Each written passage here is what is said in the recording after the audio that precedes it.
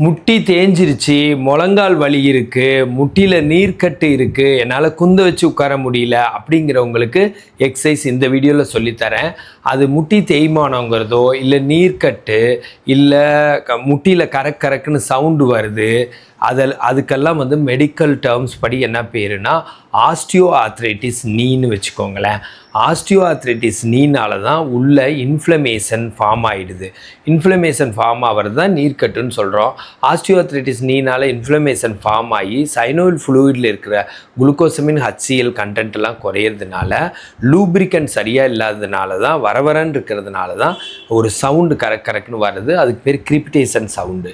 இப்போ osteoarthritis நீயோட symptoms என்னென்னு கேட்டால் பெயின், டெண்டர்னஸ், ஸ்வெல்லிங், அப்புறம் range of motion difficulty and muscle power குறையிறது. இதெல்லாம் என்னன்னு கேட்டால் வலி, பெயின், வலிக்கிறது, அப்புறம் வீக்கம், ஸ்வெல்லிங் வந்துடுது, அதுக்கப்புறம் இன்ஃப்ளமேஷன், கெட்ட நீர். இப்போ ரத்தங்கிறது நல்லது, இது கெட்டதாக சீ பிடிச்ச மாதிரி ஒரு நீர் ஃபார்ம் ஆயிடுது. அப்புறம் எலும்புக்கு இடையில் இருக்க இடைவெளி குறைஞ்சி ஸ்பேஸ் ரெடியூஸ் ஆகிடுது. ஏன்னா ஃபீமர், டிபியா, ஃபிபுலா, அதுக்கப்புறம் பெட்டல்லா எல்லாம் சேர்ந்து தான் நீ ஜாயிண்ட் உருவாகுது. அப்புறம் லிகமெண்ட்ஸு, பஸ்ஸா, மெனிஸ்கஸ் எல்லாமே இருக்குது. அந்த நீ ஜாயிண்டில் இருக்கிற சைனோல் ஃப்ளூயிடில் இருக்கிற குளுக்கோசமின் HCl குறைஞ்சதுனால தான் கிரிப்டேஷன் சவுண்ட்லாம் வருது. அப்புறம் தேவையில்லாத நீர் உள்ளே கோர்த்துக்குது.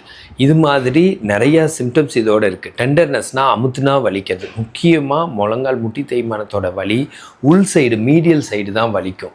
ஸ்டார்டிங்கில் குந்த வச்சு உட்காந்துட்டு எந்திரிக்கிறப்போ ரொம்ப நேரம் உட்காந்துட்டு எந்திரிச்சா வலிக்கும், அப்புறம் கொஞ்ச நேரம் உட்காந்துட்டு எந்திரிச்சா வலிக்கும், அதுக்கப்புறம் குந்த வச்சு உட்காந்துட்டு எந்திரிச்சாலே வலிக்கும், அதுக்கப்புறம் குந்த வச்சே உட்கார முடியாது, அதுக்கப்புறம் சம்மணக்கால் போட்டு உட்கார முடியாது, அதுக்கப்புறம் கீழே உட்கார முடியாது. இப்படியே அது ஸ்டேஜ் மாறிட்டே இருக்கும். அதுக்கப்புறம் வாழ்க்கையில் சேரில் ரொம்ப லோ சேரில் கூட உட்கார முடியாது, அதுக்கப்புறம் ஹை சேர்லேயும் உட்கார முடியாது. அப்படியே ரேஞ்ச் ஆஃப் மோஷன் குறைஞ்சிட்டே வந்துடும்னு வச்சுக்கோங்களேன். ரேஞ்ச் ஆஃப் மோஷன்னா மடக்கிற நீட்டுற அளவு.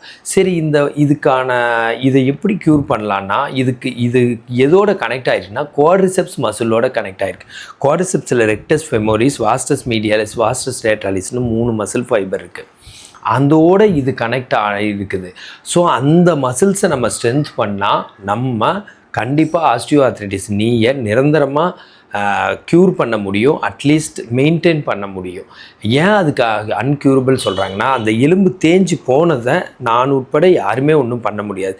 அது வந்து திரும்ப இளமை ஆகிற மாதிரி அந்த இடைவெளி கம்மியானது.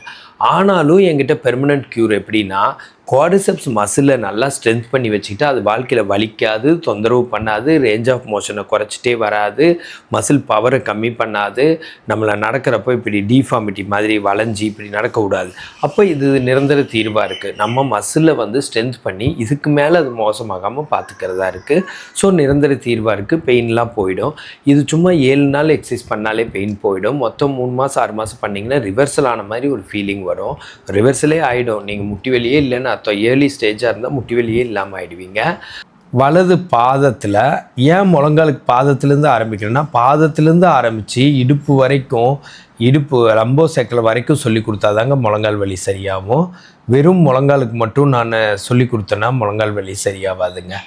பாதம் கீழே, பாதம் ரிலாக்ஸ், பாதம் மேலே. இந்த எக்ஸசைஸ் ரொம்ப ஹெல்ப்ஃபுல்லாக இருக்கும். இப்போ காட்டுறேன் பாருங்கள். 1 பாதம் கீழே, 1 2 3 4 5 6 7 8 9 10. 1 ரிலாக்ஸ், 1 2 3 4 5 6 7 8 9 10. 1 மேலே, 1 2 3 4 5 6 7 8 9 10. 2 கீழே, plantar flexion, 1 2 3 4 5 6 7 8 9 10.